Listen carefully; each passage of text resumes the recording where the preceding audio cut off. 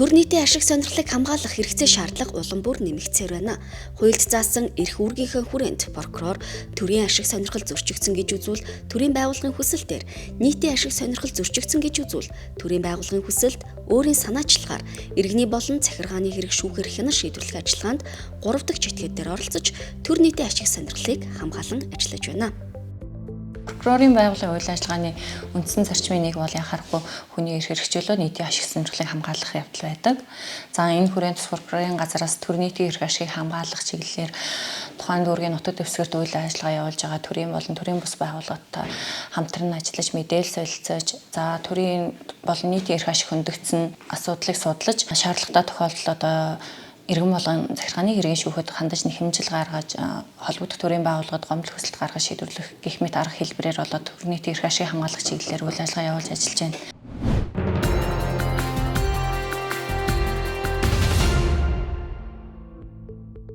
Баянзүрх дүүргийн татварын элцийн нэхэмжлэлтэй иргэн ЦП-н татвар төлгөөс зайлсхийх гэмтэргийн улмаас төрд учруулсан 4.6 тэрбум төгрөгийн хохирлыг гаргуулах тухай иргэний хэрэгт прокурор төрийн нэрийн өмнөөс 3 дахь читгэдээр оролцож байна. Баянзүрх дүүргийн прокурорын газраас эрүүгийн хуулийн 18-ын 3 дугаар зүйлийн нэгт зааснаар яллах дүгнэлтүүлсэн иргэн ЖЗ-д холбогдох хэргийг тус дүүргийн эрүүгийн хэргийн анхан шатны шүүхээр хянан хэлэлцэлж төрд учирсан 118 сая төгрөгийн хохирлыг нөхөн төлөвлөсөн. Баянзүрх дүүргийн нутаг дэвсгэрт хүний эрүүл мэндийн эсрэг гэмт хэрэг нийт гэмт хэргийн 12.6%-ийг эзэлж байна. Альва гэмт хэргийн улмаас хохирсон иргэний эрүүл мэндийн тусламж үйлчилгээний зардлын тодорхой хувийг эрүүл мэндийн даатгалын сангаас гаргадаг. Гэмт хэргийн улмаас энэ сангаас гарсан зардлыг прокурор гэмт хэрэг үйлцэн этгээдээс гаргуулan уг санд буцааж нөхөн төлөвлөхээр нэхэмжлэл гарган ажиллаж байна.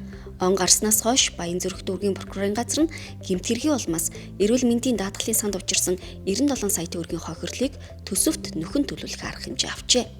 Харин нийтийн эрх ашигыг хамгаалах ажлын хүрээнд сургууль болон орон сууц, эмнэлэг орчмын бүсэд шатхуун, шатдаг хийн худалдаа эрхлэх үйл ажиллагаа явуулж байгаа аж ахуйн нэгж байгууллагыг судалж, хууль журам зөрчсөн тушаалт шийдвэрийг хүчингүй болгуулах арга хэмжээ авч байна.